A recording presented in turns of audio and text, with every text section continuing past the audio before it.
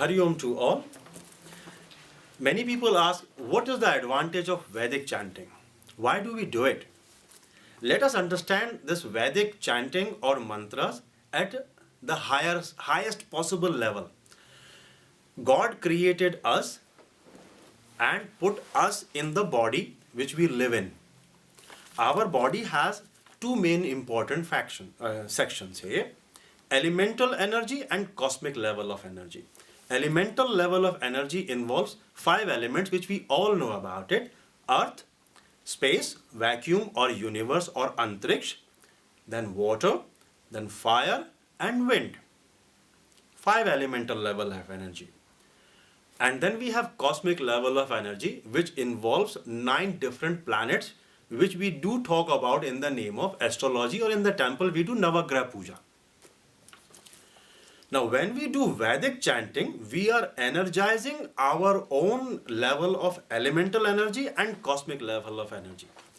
First of all, when we do Vedic chanting, we are energizing our elemental level of energies.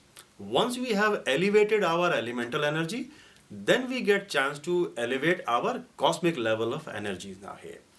Now, different mantras or Vedic shlokas are associated with different type of cosmic level of energies or elemental energies. So we can do talk about it at later stage in detail, but in short, the advantage of Vedic chanting is that we enhance our own aura and wisdom around us. In general, the aura is only about a meter surrounded by us, but when we do Vedic chanting, our aura expands and the people who match with our own energy gets attracted to us. That's the advantage.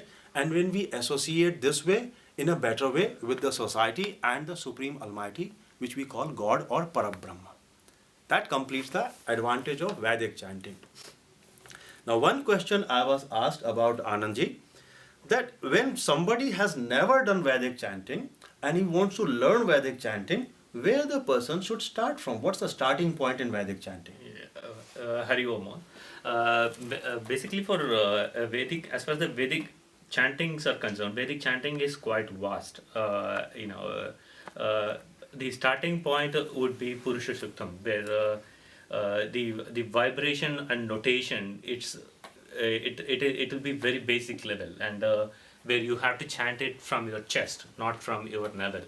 So to start the chanting, I think Purusha Shuktam is the right point to start with, which helps the devotees to start up their Vedic chanting. Okay, so I have experience and come across with many people, because when we are doing Vedic chanting, we start from our mouth and the voice gets filled up in our chest and goes up to the bottom or the navel part. Yeah. So are you suggesting that Purush Sukta is which is chanted, when it's chanted, the voice gets filled up in our chest and comes out from there or resonate in that area? Yeah.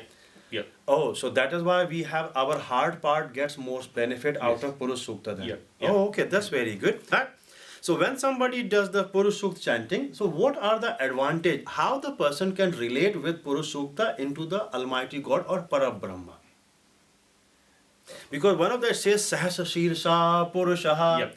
Sahasraksha, Sahasrapata. Does it mean that God has thousands of heads and legs and eyes?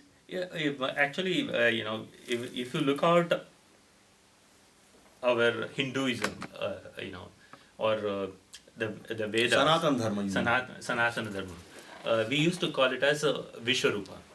Vishwarupa doesn't mean a God having 1,000 heads and 1,000 hands and 1,000 legs. It means seeing God everywhere. So as a human, what we are seeing is we have become selfish, and we are thinking that we are the only one. But when actually what all Vedas say is, the Vishwarupa is nothing but seeing God everywhere. Do you mean that the plants, leaves, animals, ants, mosquitoes, insects, everywhere? Everything.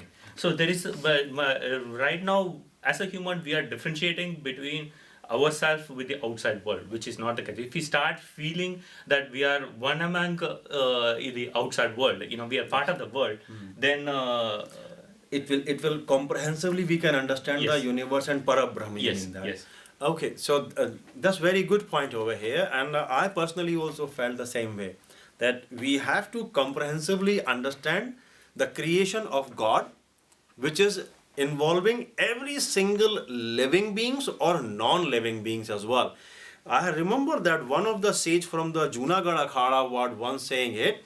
Then the old in ancient time when the sage are doing the tapa or tapasya under a big tree, even with the stone which they are sitting on it is absorbing the vibration of mantra chanting, whatever meditation they are doing it, and so the stone also becomes very auspicious, including the tree under which they were doing it. That's what you are trying Yeah, to say as well? yeah, absolutely. Okay, so this is what we trying to say on Purush Sukta chanting as well, where we see the God in comprehensive way, Yeah, including everything what we see or we don't see. yeah.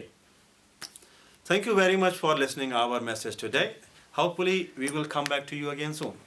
Hari Om. Thank you very much. Hari Om.